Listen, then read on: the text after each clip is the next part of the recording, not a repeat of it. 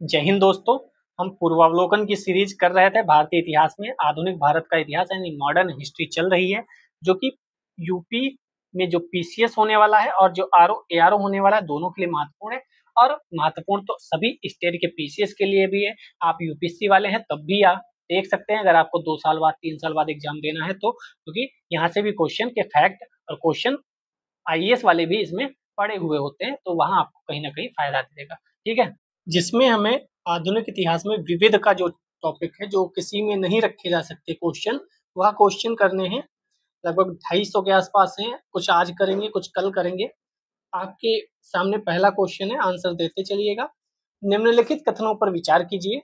Warren Hastings प्रथम governor general थे जिन्होंने भारत में ब्रिटिश ढांचे पर आधारित एक नियमित पुलिस बल स्थापित किया था। दूसरा कह रहा है रेगुलेटिंग एक्ट 1773 द्वारा कलकत्ता में उच्चतम न्यायालय स्थापित किया गया था। तीसरा है भारतीय दंड संहिता वर्ष 1860 में लागू की गई थी। अब ये तीनों स्टेटमेंट अलग अलग टॉपिक से हैं, इसीलिए इसको विविध में रखा गया है। ठीक है, तो हमें पता है कि इसका आंसर बी होना चाहिए। 2 और 3, पहला वाला आंसर सही नहीं होगा, क्योंकि पुलिस का जो मैटर है वह वारन हेस्टिंग्स नहीं करता है, बल्कि कौन करता है? कॉर्नवालिस जब आता है 1886 में। कब आता है? 1886-85 में एक एक्ट भी आता है। ये कहता है हमें 2 शर्तें चाहिए। एक तो हमें बनाओ तुम सेनापति, और दूसरा कि हमें अधिकार दो कि हम परिषद के जो निर्णय हैं उससे ऊपर निर्णय ले सकें। तो इसकी वजह से एक एक्ट भी आता है, जो हमने कल वाले में पढ़ा था। ठीक है, तो पुलिस का जो मैटर है, पुलिस बल, वह कॉर्नवालिस है। स्थायी बंदोबस्त जो बंगाल में लागू हुआ था, वह भी कॉर्नवालिस के समय ही 1900, सॉरी हमने यहाँ 1800 लिख दिया, गलत हो गया ना। 1800, 1700 लिखो, और यहाँ भी कितना लिखो? 1793। तो स्थायी बंदोबस्त कब लागू हुआ था? 1793 में। 1785-86 में कॉर्नवालिस आता है। बाकी भारतीय दंड संहिता जो कि बदल गई है, 1860 में आई थी। इस पे क्वेश्चन बन सकता है। क्यों बन सकता है? क्योंकि अब बीएनएस आ गया है, भारतीय न्याय संहिता। समझ रहे हो आप? और भी जो चेंजेस हुए हैं उसमें हिस्ट्री में जाके क्वेश्चन पूछ सकता है। ये किसके समय थी? कैनिंग के समय थी। ठीक है, बाकी उच्चतम न्यायालय हमने कल भी पढ़ा था, 1773 वाला जो रेगुलेटिंग एक्ट था उसमें। तो बताओ हाई कोर्ट कब बने थे और कितने बने थे? ये भी कल हमने पढ़ा था। ये क्वेश्चन अधूरा है, इसको छोड़ते हैं, आगे बढ़ते हैं। थर्ड नंबर, सूची दी गई है दोनों तरफ, 1775, 80, 24, 38। कौन कौन से युद्ध हुए? हाँ, ये भी बहुत महत्वपूर्ण है, कौन सा युद्ध कब हुआ। तो अगर आप देखें तो 1775 सबसे पहले लिखा है, तो 1775 में किससे युद्ध हुआ होगा? आंग्ल मैसूर, आंग्ल मराठा, क्योंकि अफगान और बर्मा तो बाद को हुए। तो 1775 में आप मराठा को लगाओगे या मैसूर को? और 24 फिर 38। चलिए देख लेते हैं इसका आंसर। इसका आंसर होगा सी, A3B4C1, A3B4C1, A3B4C1। यानी 1775 में पहले आंग्ल मराठा युद्ध होता है, और उसके बाद द्वितीय आंग्ल मैसूर, यहाँ पे द्वितीय लिखा था। तो पहले प्रथम मैसूर युद्ध होता है जिसमें हैदर अली जीतता है, फिर फर्स्ट मराठा युद्ध होता है, फिर सेकंड मैसूर होता है, फिर थर्ड मैसूर होता है, फिर फोर्थ मैसूर 1799 में जब टीपू सुल्तान की मृत्यु हो जाती है तब होता है। उसके बाद मराठा चालू हो जाते हैं, क्योंकि ब्रिटिशर्स ने एक एक करके निपटाया। ठीक है, उन्होंने ऐसा नहीं किया कि सबसे ले लो, पहले उन्होंने मैसूर निपटाया। मराठा बीच में आ गए प्रथम आंग्ल में, तो उनसे थोड़ा सा बना लिया कि भाई तुम रुको, तुमको बाद में देखेंगे। मराठा को अपनी तरफ मिला लिया। फिर जब मैसूर निपट गए तब मराठा पे आए। जब मराठा निपट गए तो आगे बढ़े। तो इनका ये था कि एक साथ नहीं लड़ना है, बल्कि मैसूर को हराने के लिए मराठा का उपयोग किया। और मराठा में भी कई लोग थे, गायकवाड़, होलकर, उनको भी कुछ को अपनी तरफ मिला लिया। कुछ मतलब समझो कि कितनी प्लानिंग से चीजें हो रही थी। ठीक है, 4 नंबर क्वेश्चन, द्वितीय आंग्ल मैसूर युद्ध, द्वितीय आंग्ल फ्रांसीसी युद्ध, द्वितीय आंग्ल मराठा युद्ध और द्वितीय आंग्ल अफगान युद्ध। तो द्वितीय आंग्ल मैसूर युद्ध अभी देख कर आए थे 1780-84। ए का 2 और ए का 2 एक ही जगह आपको दिख रहा है, और ये आरओ 2021 में क्वेश्चन ऑलरेडी आ चुका है। ठीक है, एक भी पता था, मुझे आंसर मिल गया। कई बार एक भी पता होने से आंसर मिल जाता है। द्वितीय आंग्ल फ्रांसीसी युद्ध कब हुआ? आंग्ल फ्रांसीसी का मतलब है जो कर्नाटक वाला युद्ध था, सेकंड कर्नाटक, वो 1750 से 1754 हुआ था। थर्ड हुआ था, चाहे आंग्ल फ्रांसीसी बोलो चाहे आंग्ल कर्नाटक बोलो, अंग्रेजों का कर्नाटक के साथ, अंग्रेजों का फ्रांस के साथ, बात एक ही है। तृतीय हुआ था प्लासी के युद्ध के बाद, प्लासी का युद्ध 1757 के बाद और बक्सर के पहले तृतीय हुआ था। पहला कब हुआ था? तो 1745 के आसपास पहला हुआ था। 3 कर्नाटक युद्ध हुए हैं, चाहे कर्नाटक वार बोलो या फिर आंग्ल फ्रांसीसी वार बोलो। सी का 1 द्वितीय आंग्ल मराठा 1803, मैंने बोला ना 1799 में टीपू सुल्तान की मृत्यु करने के बाद वाडियार वंश का एक लड़का वहां बिठा दिया मैसूर में और फिर चले मराठा की तरफ। फिर 1803 से मराठा में अच्छे से चीजें उन्होंने सेटल की। तो द्वितीय आंग्ल मराठा 1803 से 5 में हुआ था। आंग्ल अफगान युद्ध कब होगा? तो सबसे बाद में 1878, 1880 में। 1857 की क्रांति हो चुकी थी, उसके बाद आंग्ल अफगान हुआ, समझ रहे हो आप? 1857 की क्रांति हो चुकी थी। इस समय कौन था? लिटन था या रिपन था? वायसराय लिटन था या रिपन था? सब कुछ कनेक्ट करते चलेंगे तो चीजें आसान हो जाएंगी आपके लिए, ठीक है? मैं कनेक्ट कराने की कोशिश कर रहा हूं। 5 नंबर, इलाहाबाद की संधि कब हुई? एक्सला चापेल की संधि कब हुई? ला बोर्दनारसे द्वारा मद्रास पर अधिकार कब हुआ? डुप्ले को पदच्युत कब किया गया? डुप्ले फ्रांसीसियों का अधिकारी था, डुप्ले को फ्रांसीसियों ने हटा दिया और यहीं से फ्रांसीसियों की उल्टी गिनती और अंग्रेजों की सीधी गिनती शुरू हो गई। कुछ लोग मानते हैं कि डुप्ले अगर रहता कुछ दिन और तो अंग्रेज शायद इतना विस्तार नहीं कर पाते, क्योंकि डुप्ले की बुद्धि बहुत ज्यादा चलती थी। तो इलाहाबाद की संधि कब हुई थी? जब बक्सर युद्ध हो गया था। बक्सर युद्ध कब हुआ था? 1764 में। तो इलाहाबाद की संधि कब होगी? 1765 में। ए का 4 एक ही जगह है, देखो। तो एक ही जगह होने से एक ही चीज पता हो तब भी आप लगा लेते हो आंसर। एक्स ला सापेल की संधि कब हुई? तो ये 1748 में हुई। कब? जब फ्रांसीसी, अभी जो कर्नाटक वार हम बता रहे थे, तो फ्रांसीसी और अंग्रेजों के बीच कर्नाटक वार हुई थी, उसमें ये हुई थी एक्स ला सापेल की संधि। सी का 1 मद्रास पर अधिकार कब हुआ? 1754 में। क्यों? क्योंकि डुप्ले को निकाल दिया था, जाओ, तो अंग्रेजों ने वहां कर लिया। डुप्ले पदच्युत कब हुआ था? सी का 2 है, सॉरी, सी का 2। हाँ, यहाँ मद्रास पर अधिकार कर लिया बाद ला बोर्देनासे ने, और डुप्ले पदच्युत हुआ था 1754 में, ठीक है? 1754 याद रखिएगा। यही फ्रांसीसियों की उल्टी गिनती और अंग्रेजों की सीधी गिनती शुरू हुई, क्योंकि अगर डुप्ले होता तो शायद इतनी जल्दी, इतनी बड़े विस्तार से फ्रांसीसी खत्म नहीं होते और अंग्रेज आगे नहीं बढ़ते हैं, ठीक है? 6 नंबर क्वेश्चन, निम्नलिखित में से कौन सा युग्म सही सुमेलित नहीं है? जैसे ही नहीं देखो सर्किल मारो। पुनः जजिया कर फारुखसियार ने लगाया, मसूलीपट्टनम पर अधिकार फोल्ड ने किया, सती प्रथा निषेध अधिनियम बेंटिक लाया था, तो दास्ता का अंत मैल्कम ने किया। तो ये गलत है, क्यों? क्योंकि अभी देख लेते हैं। अच्छा, ये जो लिखा हुआ है सती प्रथा निषेध अधिनियम,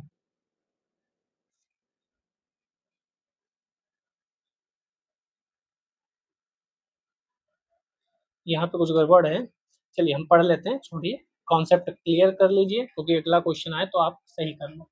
फर्रुखसियार द्वारा पुनः जजिया कर आरोपित किया गया। तो पहली बार जजिया कर किसने लगाया था? ये आप इतिहास का आंसर दो, खुद को ही दे लो कि हाँ मुझे पता है जजिया कर किसने लगाया था। नहीं पता है तो आप अपनी फिर से नोट्स उठाओ, किताबें उठाओ और पढ़ना शुरू करो, इम्पोर्टेंट है।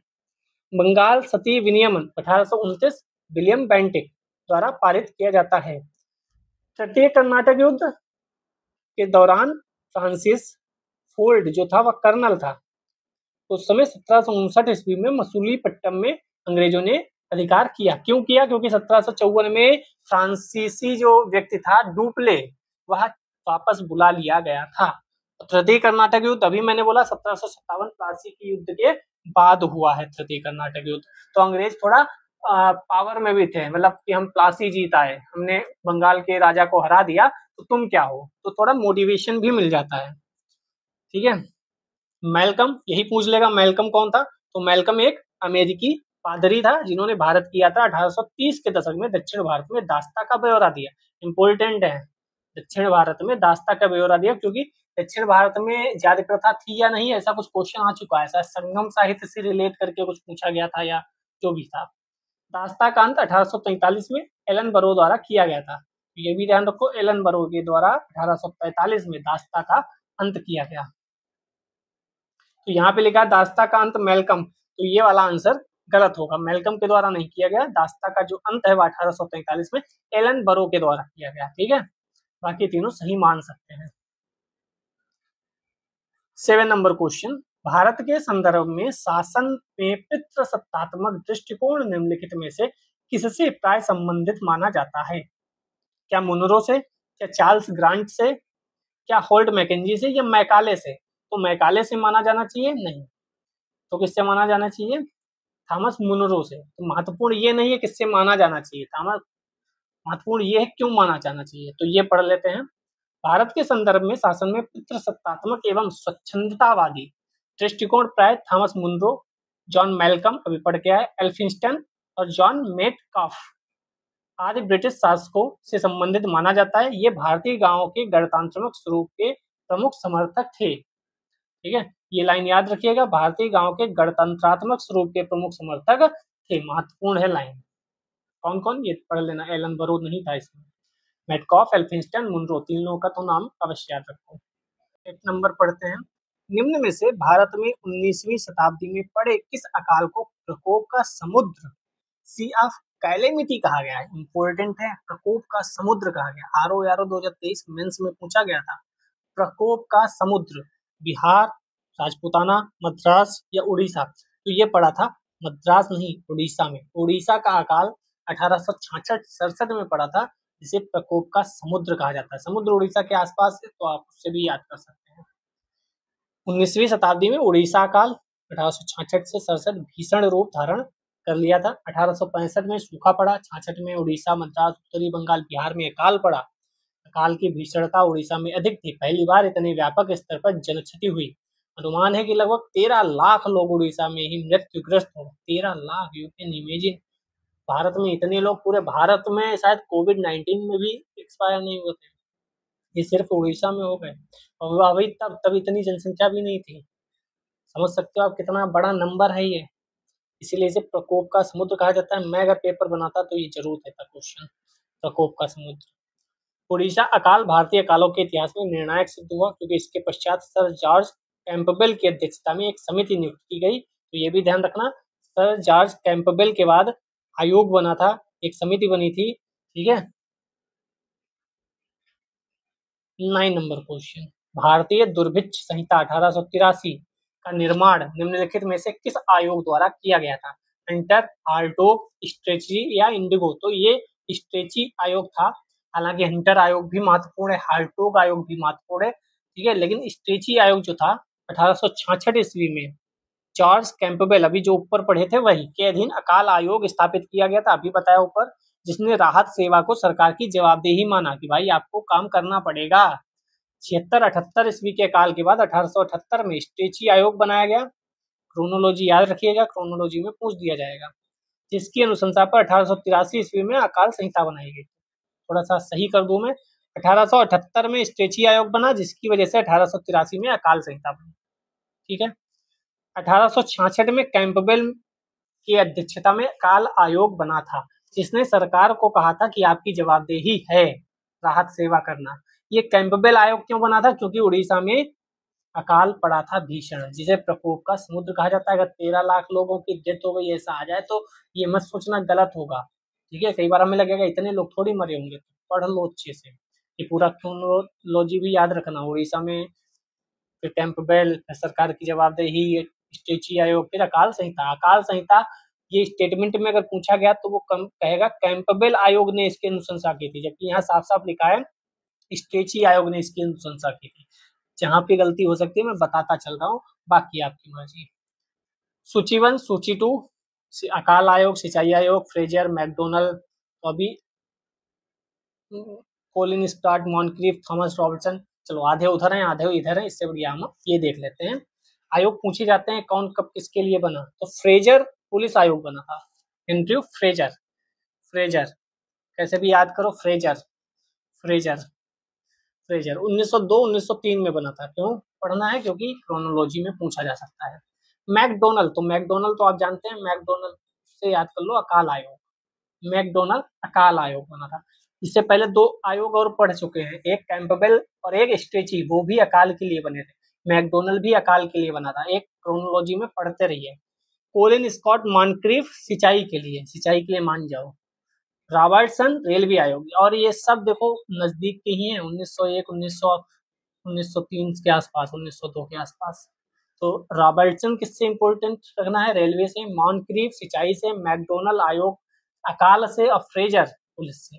और दो पहले पढ़ा है वो भी अकाल से। चलिए, फिर प्रथम आंग्ल मराठा, तृतीय मैसूर, प्रथम आंग्ल बर्मा। तो प्रथम आंग्ल मराठा अभी देख कर आए थे, 1767 से 69 था, क्योंकि और तो कोई है नहीं आंग्ल बर्मा मैसूर। हाँ, तो 1767 लगा सकते हैं। नहीं, अच्छा वो तो 84 था, ये गलत है। कूट पूछा गया कितने सही है ना, कि मिलान करना है, तो पहला तो गलत है। तृतीय मैसूर युद्ध 90-92, आंग्ल वर्मा 24-26, और द्वितीय सिख युद्ध 45-46। हाँ, दो सही हैं। कौन कौन से दो सही हैं? दो और तीन। दो और तीन सही हैं। अच्छा, दो तो सब में लिखे थे, 2 4 3 4 1 2 2 3। दो और तीन सही है। तृतीय मैसूर युद्ध 1790-92। एक साथ में अगर आप लिख लेंगे एक पेज पे, मेरे सामने लगा हुआ पेज, इसमें मैंने सारे युद्ध, जितने भी आंग्ल युद्ध हुए हैं कर्नाटक से लेकर और लास्ट तक, सारे मैंने लिख रखे हैं। बर्मा वाला भी, अफगानिस्तान वाला भी, भूटान वाला भी, सब। आप भी एक पेज पे लिख लो, सामने चस्पा कर लो, और उसमें सिर्फ ये मत लिखो कब से कब तक हुई, ये भी लिखो कौन जीता था और कौन सी संधि हुई थी। ठीक है, एक्सलासापेल की संधि हुई थी या कोई और संधि हुई थी, वह भी लिखो। तीन चीजें लिखो, कब हुई, किसके बीच हुआ, और क्या संधि हुई, या कौन जीता। ठीक है, जैसे सालवाई की संधि हुई थी 1782 में, प्रथम आंग्ल मराठा युद्ध के बाद, ये महत्वपूर्ण है। और तृतीय आंग्ल मैसूर युद्ध, श्रीरंगपट्टनम संधि हुई होगी इसके बाद। ठीक है, हाँ ये दो श्रीरंगपट्टनम की संधि हुई थी, संधि भी बहुत महत्वपूर्ण है। प्रथम आंग्ल वर्मा यांडबू की संधि हुई। ठीक है, और द्वितीय आंग्ल सिख, इसमें तो कोई संधि नहीं हुई होगी। हाँ हाँ, कोई संधि नहीं हुई, क्योंकि इसके बाद सिखों को हरा दिया गया था और वहां भी कब्जा कर लिया था अंग्रेजों ने। 12 नंबर, जब तक रणजीत सिंह जी रहे तब तक उधर चीजें सही रही थी। निम्नलिखित घटनाओं पर विचार कीजिए, उनको कालक्रमानुसार व्यवस्थित कीजिए। तो आधे तो याद ही नहीं होगा। मुदकी का युद्ध, पोल्टो नोवा का युद्ध, हमने पोल्टो नोवा का युद्ध सुना है। शंकर खेड़ा का युद्ध भी सुना है। बेदारा का युद्ध, मुदकी का युद्ध कब हुआ, तो देख लेते हैं एक बार। शंकर खेड़ा का युद्ध हुआ था 1724। 1724 का मतलब है कर्नाटक युद्ध से भी पहले। ठीक है, कर्नाटक युद्ध से भी पहले, प्लासी व्लासी से पहले चीजें हुई। बेदारा का युद्ध 1759 में हुआ, यानी ये कर्नाटक का जो तृतीय युद्ध हुआ 1757 के बाद, उसके समय का है बेदारा का युद्ध। ये छोटे छोटे युद्ध होंगे। 1781 पोल्टो नोवा का युद्ध, ये कई बार पढ़ा है, ये आ चुका है शायद एग्जाम्स में, पोल्टो नोवा का युद्ध। और 1845 में मुदकी का युद्ध, याद कर लो भाई, क्योंकि हम होते तो दे देते। देखो ना, पीसीएस 2022 कहाँ से छुपा के लाया है। हमने इतने पीवाईक्यू किए हैं पूर्वावलोकन सीरीज में, कहीं ये मिले नहीं थे, पहला क्वेश्चन हमें मिला है। तो सोचो, इससे भी चीजें खोजबीन के लाई जाती हैं। 13 नंबर, कालक्रम की दृष्टि से निम्नलिखित घटनाओं में कौन सी अंतिम है? तो सबसे बाद को क्या होगा? खिलाफत आंदोलन के बाद जलियांवाला बाग हत्याकांड, होम रूल, मोपला। तो मोपला होगा सबसे बाद को। हाँ, मोपला विद्रोह केरल का है। और ये देखो पीसीएस 2023 और ये पीसीएस 2022, तो रिपीटेड क्वेश्चन अब नहीं पूछे जा रहे हैं ज्यादा, थोड़ा सा घुमा के पूछे जा रहे हैं। मोपला 1921 में केरल में हुआ था, जहां तक हम जमींदारों के खिलाफ। 14 नंबर, यूनाइटेड किंगडम की महारानी एलिजाबेथ द्वितीय के संबंध में कौन सा कथन सही है? उन्होंने 70 वर्षों तक शासन किया, 96 वर्षों की। ये बीपीएससी बिहार 2023 में इस क्वेश्चन का क्या महत्व है भाई पूछने का, कि एलिजाबेथ द्वितीय के संबंध में कौन सा कथन सत्य है, तो किस वर्षों तक शासन किया, कब उनकी मृत्यु हुई। इसका 2023 में बिहार वाला क्यों, क्या पूछना चाह रहा है, मतलब क्यों हमें जानना है कि महारानी एलिजाबेथ द्वितीय कब शासन कर रही थी, कब उनकी मृत्यु हुई। हम तो नहीं याद करेंगे, आप भी ना याद करो। 70 वर्षों तक शासन किया, 96 वर्ष की उम्र में उनकी मृत्यु हुई। क्या आवश्यकता है इसकी? अपने भारत के बारे में पूछ लो यार, महात्मा गांधी जी के बारे में पूछ लो। पूछ लो कि तिलक की मृत्यु कब हुई थी? 1920। तिलक एक ऐसे बड़े नेता थे जो कभी भी कांग्रेस के अध्यक्ष नहीं बने। महात्मा गांधी जी भी एक बार बने थे, लेकिन तिलक ऐसे बड़े नेता हैं जो कभी भी भारत सॉरी कांग्रेस के अध्यक्ष नहीं बने। निम्नलिखित को सही कालक्रमानुसार व्यवस्थित कीजिए, कोड की सहायता से चीजें बताइए। Dramatic performance, vernacular press act. Vernacular press act तो लिप्टन के समय आया था 1876-77 में, जहां तक मैं 78 में शायद, हाँ। Bengal tenancy act, north western provinces and Awadh act. कौन सा सही होगा कालक्रमानुसार? इसका ए बी डी सी सही है, ए बी डी सी। चलिए पढ़ लेते हैं, क्योंकि ये भी कई बार क्वेश्चन आ जाते हैं, फिर आप वहां पर डांडिया नृत्य करने लगोगे। उससे बढ़िया है पढ़ लो। ये चीजें वो हैं जो आप छोड़ देते हो, जहां छोड़ोगे वही तुम्हें पकड़ लेगा। ठीक है, एक्स्ट्रा मेहनत करोगे तभी एक्स्ट्रा नंबर आएंगे, तभी आप सबसे आगे निकल पाओगे। ड्रामेटिक परफॉर्मेंस एक्ट 1876 में होती है। वर्नाकुलर प्रेस एक्ट पता ही है 1878। बंगाल टेनेंसी एक्ट, इसको ऐसे याद कर लो, जब कांग्रेस का की स्थापना हुई तभी बंगाल टेनेंसी एक्ट आया, याद हो जाएगा आराम से। तो 1885 याद ही ना करो, क्या याद करो? बंगाल टेनेंसी एक्ट तब आया जब कांग्रेस की स्थापना हुई। North western provision and Awadh act तब आया जब 1890, यानी 5 साल व्यतीत हो गए अमेरिका सॉरी कांग्रेस की स्थापना के 5 वर्ष हो गए, तब ये आया था। तो कांग्रेस से रिलेट करके कुछ याद कर सकते हो। सुमेल करो। ठगी प्रथा का अंत, बाल विवाह, कर्नल स्लीमेन, ईश्वरचंद्र विद्यासागर, विधवा पुनर्विवाह। विधवा पुनर्विवाह जो है वह कराते थे, देख लेते हैं। ईश्वरचंद्र विद्यासागर होने चाहिए। ए का 3, थोड़ा सा जूम करो। हाँ, ए का 3 है। ए का 3 का मतलब बाल विवाह जो है वह एमजी रानाडे से संबंधित है।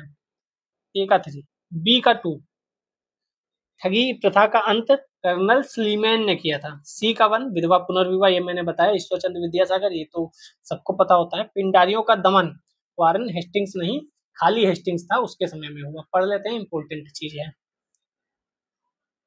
पश्चिमी भारत में सांस्कृतिक पुनर्जागरण के अग्रदूत कहे जाने वाले एमजी रानाडे ने बाल विवाह, स्त्रियों की परतंत्रता, विधवा विवाह का निषेध आदि कुरीतियों के विरुद्ध आवाज उठाई।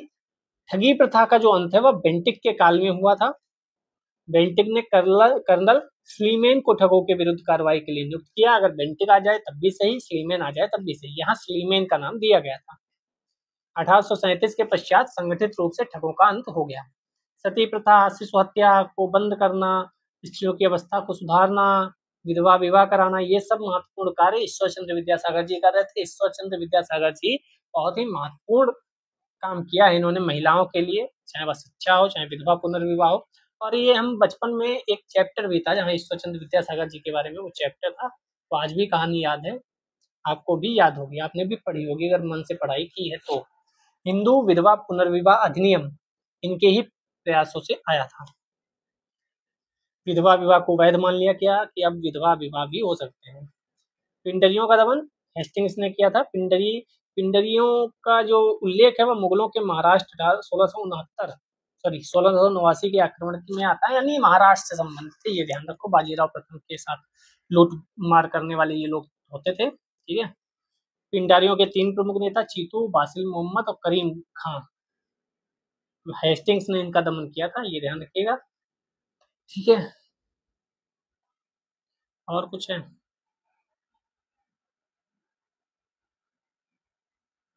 और ये वारेन हेस्टिंग्स नहीं है, 1773 वाला। पिंडारी चंबल नदी के पार तक खदेड़ दिया गया था, यानी यहाँ उत्तर प्रदेश तक की कहानी आ गई थी।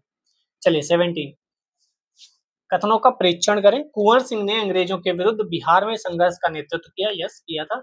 1857 के प्रथम स्वतंत्रता संग्राम में खान बहादुर खान ने रोहेलखंड में नेतृत्व किया था। क्या रोहेलखंड में नेतृत्व किया था?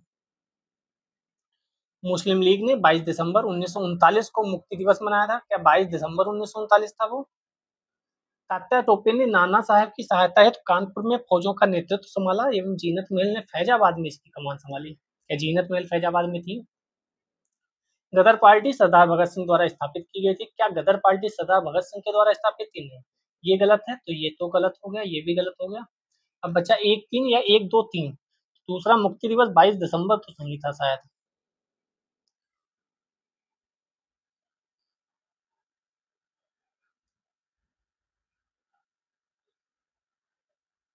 एक और दो सही है केवल, एक दो।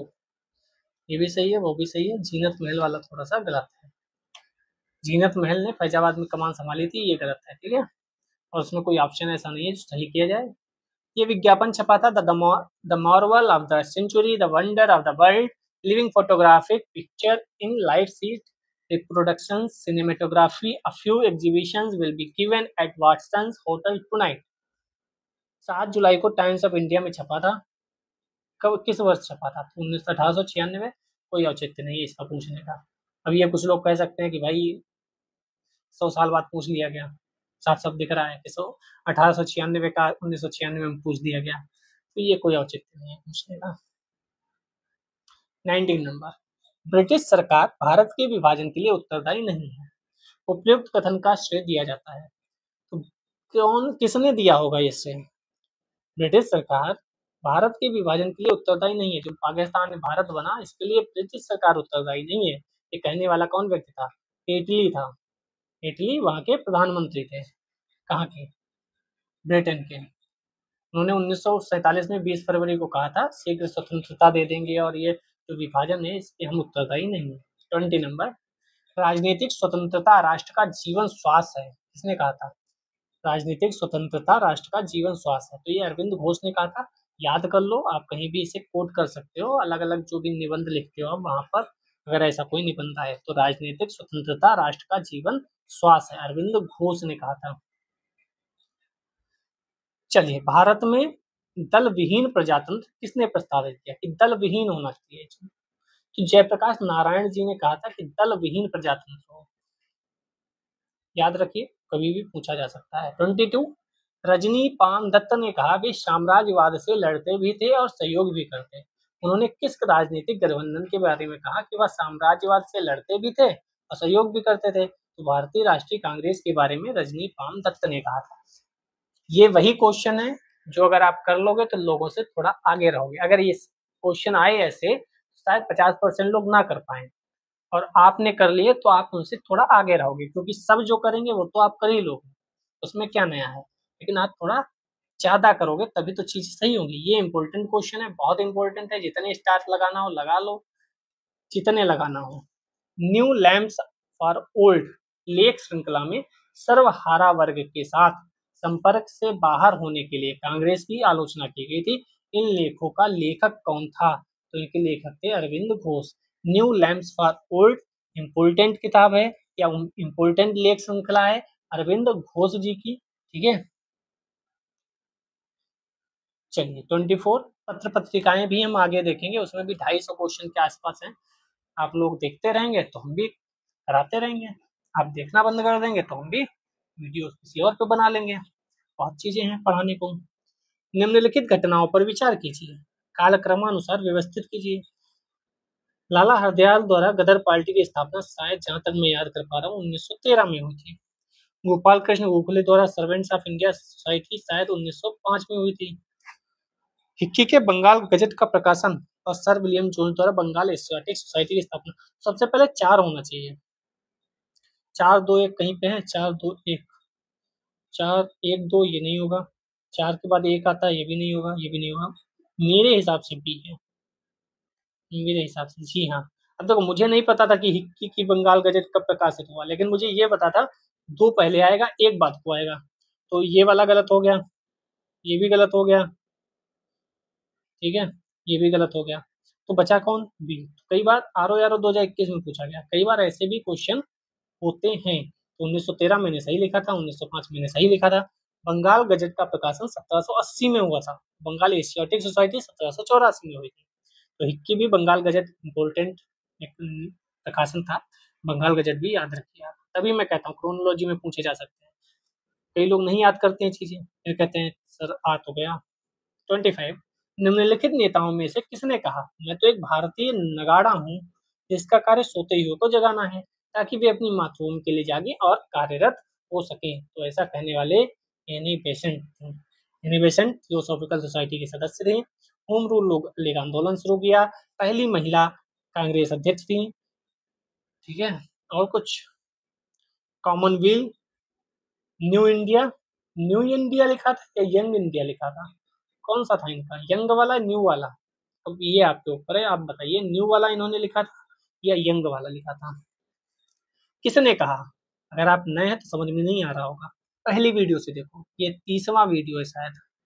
किसने कहा जब तक यह तीसरी शक्ति अथवा इंग्लैंड यहाँ है हमारे सांप्रदायिक मतभेद हमें परेशान करते रहेंगे। बहुत ही बढ़िया चीज है, ये आपको पता होना चाहिए किसने कहा था। तो किसने कहा था? महात्मा गांधी जी का कथन है, जो उन्होंने लुई फिशर को साक्षात्कार में दिया था। यहाँ कहीं भी महात्मा गांधी नहीं है। दो लोग बहुत महत्वपूर्ण है, एक लुई फिशर, एक डेव मिलर। दोनों कहीं ना कहीं महात्मा गांधी जी के साथ उपस्थित थे। डेव मिलर कहाँ उपस्थित था और लुई फिशर कहाँ उपस्थित था, दोनों याद रखिएगा, मैंने पिछली वीडियोज में बता रखा है। दांडी मार्च में कौन था उनके साथ, लुई फिशर था या डेव मिलर था? पढ़ के आइए। 27 किन दो नेताओं ने भारत में दौरा कर सामाजिक उत्थान का कार्य किया? कौन से दो लोग थे इसमें? तो वह गांधी और तिलक थे। यस, गांधी और तिलक थे, भारत का दौरा किया। जितनी वीडियो है ना, आप संडे और सैटरडे दोनों दिन मिला के देख सकते हो। आ गया है संडे, बढ़िया से देख डालो, 25-30 वीडियो है, आधा आधा घंटे की, आपको आराम से हो जाएगा।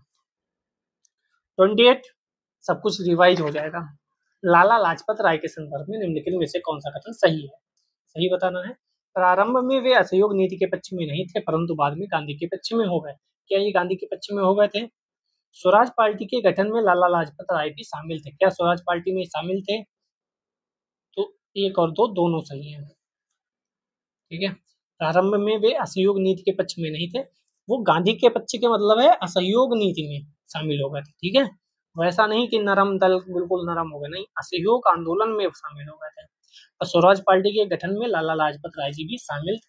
तो ये कह सकते हैं। यहाँ पे बहुत लंबा चौड़ा लिखा है, इसमें हमें देखने की आवश्यकता नहीं है, बस इतना देख लो। CR दास और मोतीलाल नेहरू, ये दोनों, CR दास अध्यक्ष थे, मोतीलाल नेहरू महासचिव थे, किसके? स्वराज पार्टी के।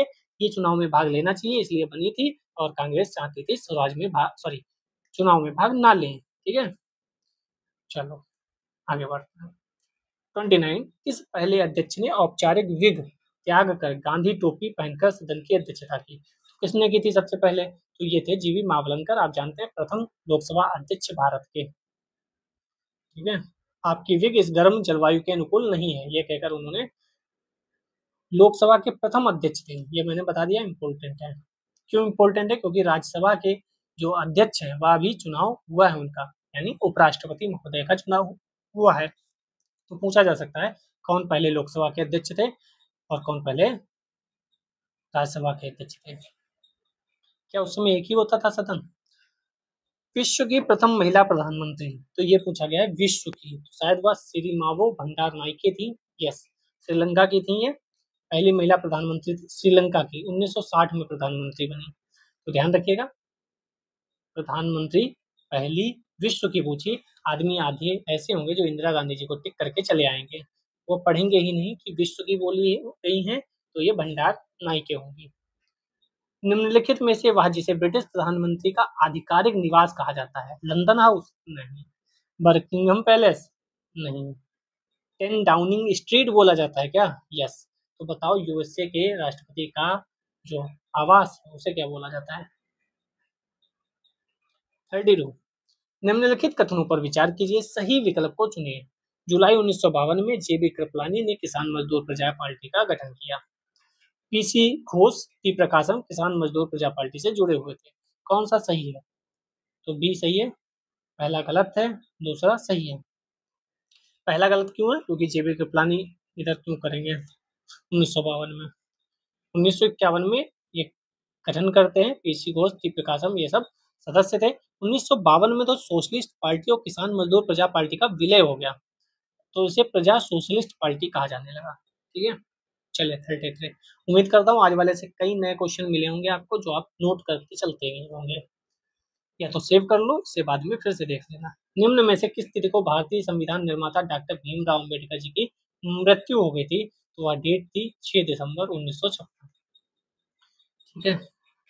मरणोपरांत उन्हें भारत रत्न से सम्मानित किया गया। 34, कौन से प्रसिद्ध भारतीय गुरुदेव के नाम से जानते हैं? तो रविन्द्रनाथ टैगोर। ये बहुत आसान क्वेश्चन है, इसमें कोई दिक्कत नहीं होनी चाहिए।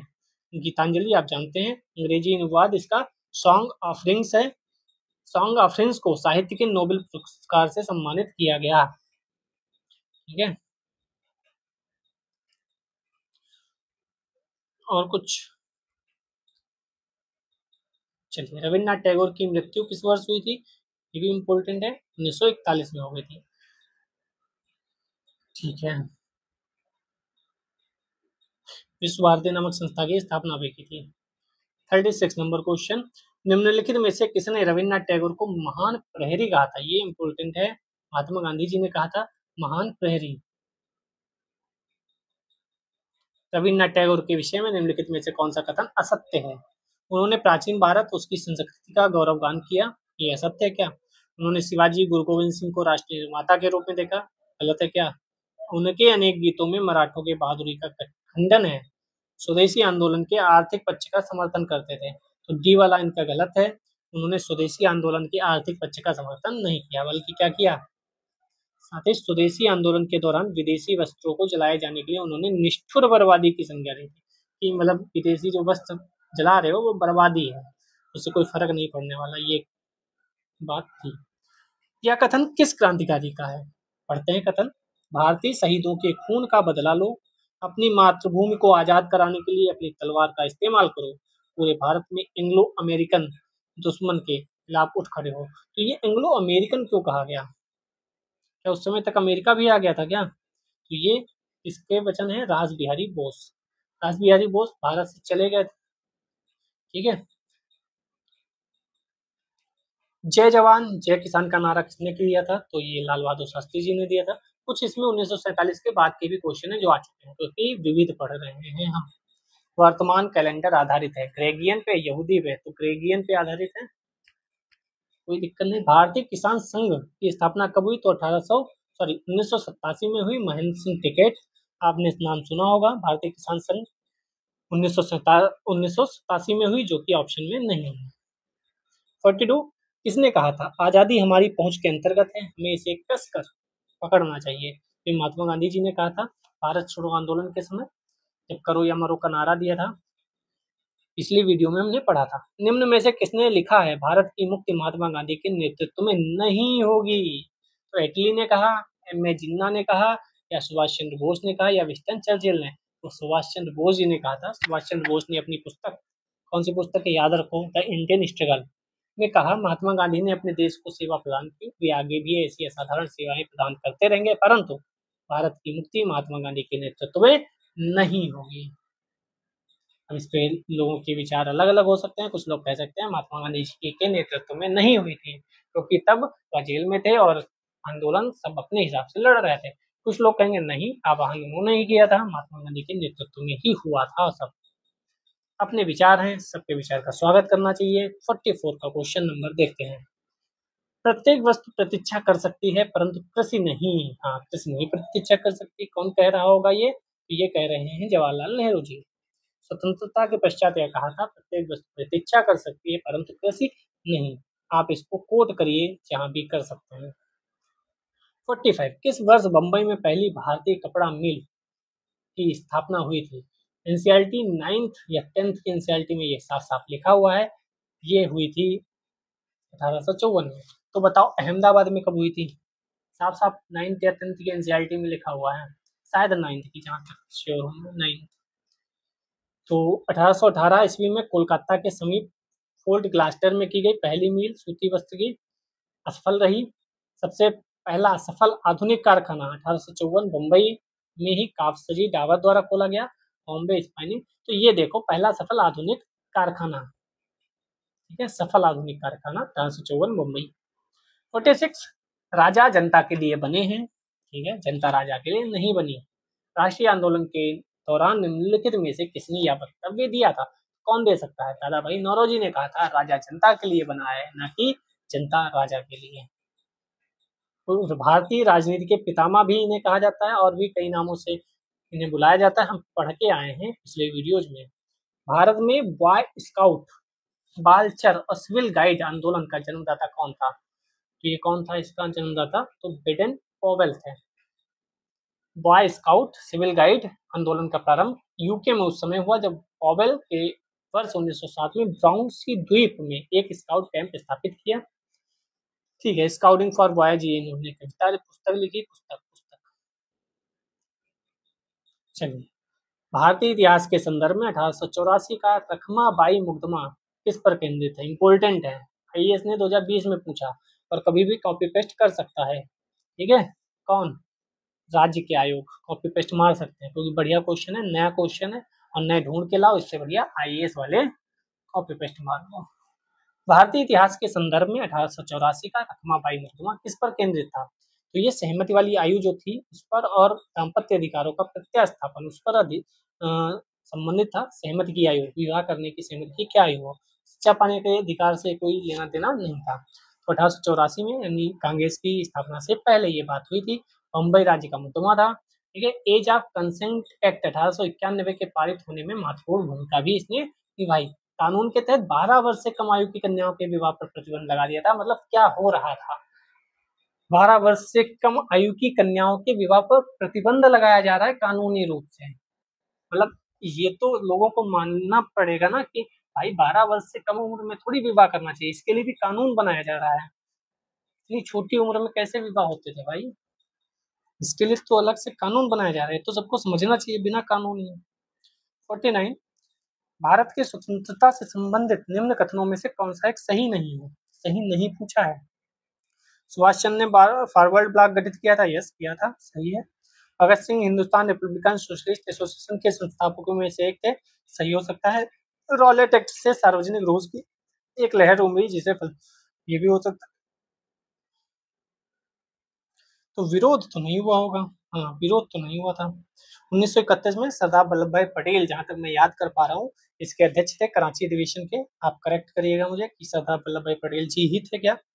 गांधी इरविन समझौते का विरोध तो नहीं हुआ था, ठीक है, बल्कि कहा गया था स्वीकृत प्रदान की गई थी। चलिए,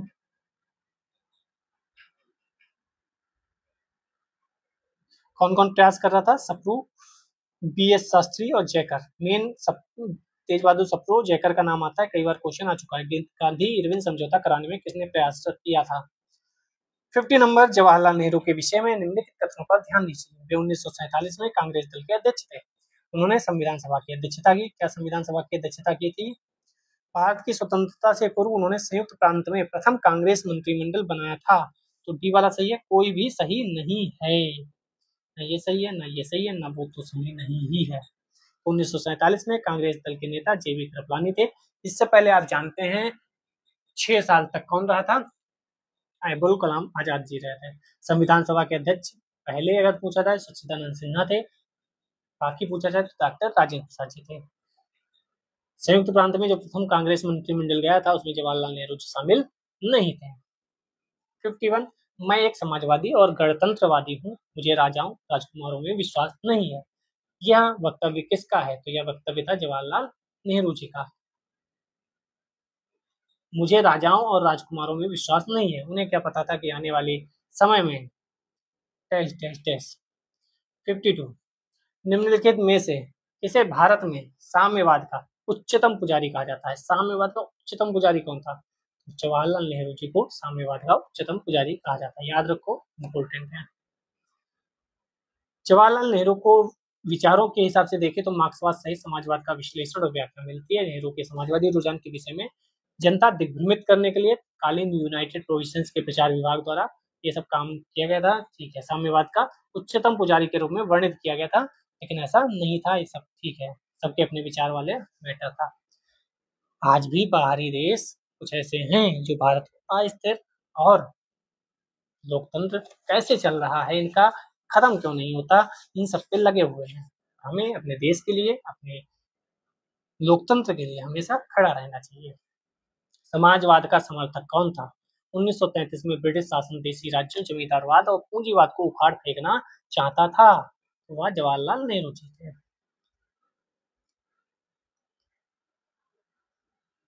निम्नलिखित में से कौन एक जवाहरलाल नेहरू जी का जीवनीकार है? जीवनीकार कौन था भाई? फ्रैंक मोरेस, याद रखिएगा, जवाहरलाल नेहरू जी के जीवनीकार फ्रैंक मोरेस। हम अंत की तरफ हैं, बस 2-4 क्वेश्चन और। अंबाबाई एक स्वतंत्रता सेनानी भारत के किस राज्य की थी? मध्य प्रदेश, केरल, आंध्र प्रदेश, कर्नाटक। तो अंबाबाई आपने सुना भी होगा। अंबाबाई पढ़ लेते हैं, बहुत इंपॉर्टेंट है। ठीक है, तत्कालीन मैसूर राज्य। अब देखो 2023 बीपीएससी पूछता है, आपने ये पहले क्वेश्चन पढ़ा? इतने हम 25-30 वीडियो कर चुके हैं, नहीं पढ़ा ना? यानी अब जो भी आयोग हैं वह नए क्वेश्चन भी ला रहे हैं, तो आपका दायरा भी बढ़ जाता है। जो आप कर रहे हो वो तो सब करेंगे, थोड़ा आप अलग क्या कर रहे हो उस पर डिपेंड करेगा। एक रूढ़िवादी ब्राह्मण परिवार में हुआ। अंबाबाई ने स्वतंत्रता आंदोलन में दक्षिण भारत में महत्वपूर्ण भूमिका अदा की। उन्होंने उडुपी में विदेशी कपड़ों, शराब की दुकानों के खिलाफ धरना प्रदर्शन किया। उडुपी इंपॉर्टेंट है, क्वेश्चन फिर से आ सकता है। नमक सत्याग्रह में बढ़ चढ़कर हिस्सा लिया था, ये भी पूछा जा सकता है। नमक सत्याग्रह में निम्नलिखित में से किन महिलाओं ने हिस्सा लिया था? 56 साराबंदी आंदोलन 1922 किसके नेतृत्व में प्रारंभ हुआ? तो साराबंदी आंदोलन वल्लभ भाई पटेल जी के आंदोलन। बारदोली में 1928 में भी एक आंदोलन हुआ था। मेहता बंधुओं तथा दयाल जी देसाई ने किसानों के समर्थन में ये आंदोलन चलाया था। ठीक है, यहाँ पर त्रुटिवश 1922 लिखा है, ये 1928 वाला ही है। सीधे प्रश्न में त्रुटिवश 1922 लिखा गया है। ठीक है, शराबबंदी मतलब कोई कर नहीं, सब कुछ बता दिया आपको। आगे चलते हैं। राजनीतिक विरोध प्रदर्शन के निम्नलिखित 4 रूपों में से कौन सा उस व्यक्ति के नाम पर आधारित है जिसने सर्वप्रथम इसका उपयोग राजनीतिक हथियार के रूप में किया था? तो आप जानते हैं बॉयकॉट, बहिष्कार आंदोलन। आयरलैंड के सीसी बॉयकॉट के नाम से ही बॉयकॉट शब्द का प्रयोग आधारित है। ठीक है, हालांकि अब नहीं आएगा क्वेश्चन। 58 भारत सरकार द्वारा वर्ष 1919 में आईएलओ के वाशिंगटन सम्मेलन में मजदूरों के प्रतिनिधि के रूप में निम्नलिखित में से किसको भेजा गया था भारत सरकार द्वारा? एनएम जोशी। इंपॉर्टेंट है क्वेश्चन। देखो 2022 में, सॉरी 2020 में यूपी पीसीएस पूछता है, नया क्वेश्चन निकाल कर लाया है क्योंकि इससे पहले तो आप नहीं पढ़े थे। इसका हेडक्वार्टर कहाँ है ये आप कमेंट सेक्शन में बताइएगा, 58 नंबर डाल के। 58 के कहाँ हेडक्वार्टर है किसका? आईएलओ का, अंतर्राष्ट्रीय श्रम संगठन। और वर्तमान में इसके अध्यक्ष या जो भी हेड है वो कौन है? 59 निम्नलिखित कथनों पर विचार कीजिए। आर्य समाज की स्थापना 1875 में हुई थी। यस। अल हिलाल का मौलाना अबुल कलाम आजाद ने प्रकाशित किया था। Yes. Lala Lajpat Rai the people समाचार पत्र से संबंध नहीं थे। कलकत्ता के प्रसिद्ध प्रेसिडेंसी कॉलेज की स्थापना राजा राम मोहन राय ने की थी। तो सी वाला सही है। 1, 2, 4। तीसरा गलत है क्योंकि यहाँ पे नहीं नहीं होना चाहिए। द पीपुल जो समाचार पत्र है वो लाला लाजपत राय जी का ही है। अब राजा राम मोहन राय प्रेसिडेंसी कॉलेज से संबंधित तो थे, लेकिन इसकी स्थापना में एक और हैं डेविड हेयर, इनका भी महत्वपूर्ण रोल था। ठीक है, 60 नंबर लाइक शेयर कमेंट कर ही दिया होगा। आज का अंतिम क्वेश्चन शायद। निम्नलिखित घटनाओं पर विचार कीजिए कालक्रमानुसार। तो खुलीराम बोस को मृत्युदंड, कर्जन वाइली की हत्या, बाल गंगाधर तिलक द्वारा केसरी समाचार का प्रारंभ। सबसे पहले तो 3 आएगा। 3 कहाँ कहाँ है? इसमें नहीं है, इसमें नहीं है। अबुल कलाम आजाद द्वारा अल हिलाल समाचार पत्र, कौन सा सही होगा? ए वाला ही सही होगा। 3, 3 के बाद 2, 2 के बाद 1, 1 के बाद सबसे बाद में अल हिलाल आया। केसरी 1881 में। खुदीराम बोस 1908। खुदीराम बोस जी के बारे में पढ़ना चाहिए, बहुत इंपॉर्टेंट है, इनसे मोटिवेशन आपको लेना चाहिए। कर्जन वाइली की हत्या 1909। अल हिलाल 1912 में प्रकाशित हुआ। ठीक है, आज के लिए इतने रखते हैं। कल से हम 61 से पढ़ेंगे और आगे की चीजें खत्म करेंगे। जय हिंद, जय भारत।